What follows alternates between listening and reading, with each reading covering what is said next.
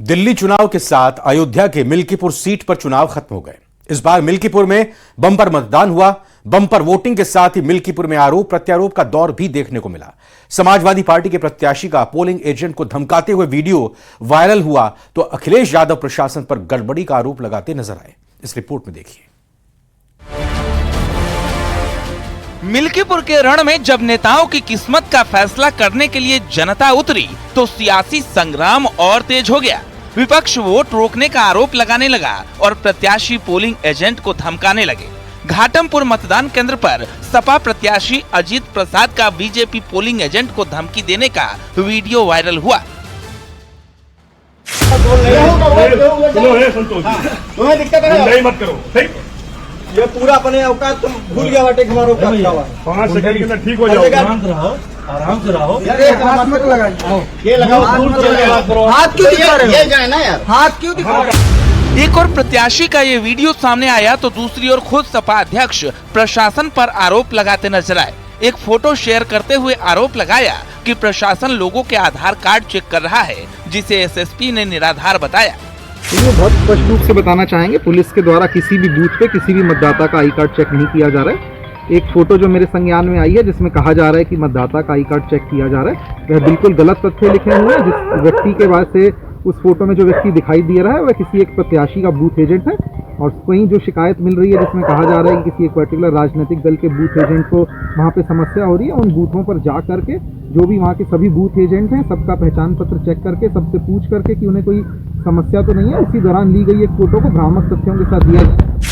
BJP ने भी अखिलेश के आरोप पर पलटवार किया। बीजेपी नेताओं ने कहा कि जब समाजवादी पार्टी हारने लगती है तो अधिकारियों और ईवीएम को दोषी ठहराने लगती है। जब ये दल हारने लग जाते हैं तो कभी ईवीएम को दोष देंगे, कभी प्रशासन को दोष देंगे, कभी दरोगा को दोष देंगे, तो कभी सरकारों को दोष देंगे, तो कभी धर्म को दोष देंगे, तो कभी जाति को दोष देंगे। इसके अलावा इनको अपनी सेवा पे तो भरोसा रहा नहीं और सेवा के आधार पे इनको वोट भी नहीं मिलता है। तो मैं समझता हूं कि अब ये हताशा में जो आरोप प्रत्यारोप लगा रहे हैं उन्हें महसूस हो रहा है कि मैं हार रहा हूं और हारने के बाद मुझे क्या दुष्प्रचार करना है उसी की भूमिका बनाने का प्रयास कर रहे हैं। निष्पक्ष चुनाव कराने के लिए चुनाव आयोग कटिबद्ध है, हम लोग भी कटिबद्ध हैं, सरकार भी। मेरी आवाज पहुंच रही हो और उनके आरोप निराधार हैं, वो हताशा और निराशा बोल रहे हैं। वो जान रहे हैं कि हम लोग चुनाव जीतने वाले नहीं हैं, इस नाते इस तरह के बयानबाजी दे रहे हैं। उन्होंने एक योजना बनाई थी कि बाहर से बहुत से लोग बुलाकर और उनसे मतदान कराने के लिए, तो बहुत से लोग पहुंचे तो वहां पर उसकी चेकिंग हो रही है कि कौन यहाँ का रहने वाला है, कौन बाहर का रहने वाला है। तो उसमें ये लोग पकड़ में आ रहे हैं। बहुत से ऐसे समाजवादी पार्टी के कार्यकर्ता यूट्यूबर बन के वहां पर घूम रहे हैं।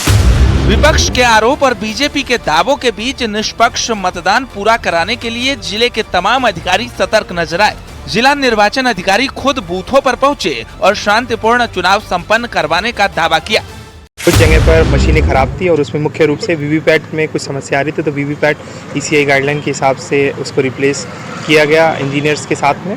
और इसके अलावा कहीं पर अगर शिकायत थी कि एजेंट्स नहीं बनाए जा रहे, एजेंट्स को बाहर निकाला जा रहा है, तो इन सभी का तत्काल जो है मौके पे भेज के जांच कराई गई। किसी भी बूथ एजेंट के द्वारा, किसी भी राजनीतिक दल के किसी बूथ एजेंट के द्वारा कहीं से कोई शिकायत हमको नहीं दी गई है। बाकी लगातार सभी वरिष्ठ अधिकारीगण फील्ड में मौजूद हैं, सभी ड्यूटीज हमारी लगी हुई हैं, सभी ये सुनिश्चित करवाने की शांतिपूर्ण ढंग से मतदान संपन्न हो। पूरे उत्साह के साथ मिल्कीपुर का चुनाव पूरा हुआ। अब फैसला 8 फरवरी को होगा, लेकिन जिस तरह आरोप प्रत्यारोप का दौर चल रहा है, सपा और बीजेपी आमने सामने दिख रही है, वोटिंग परसेंटेज जिस तरह का हुआ है उससे फाइट टाइट हो गई है।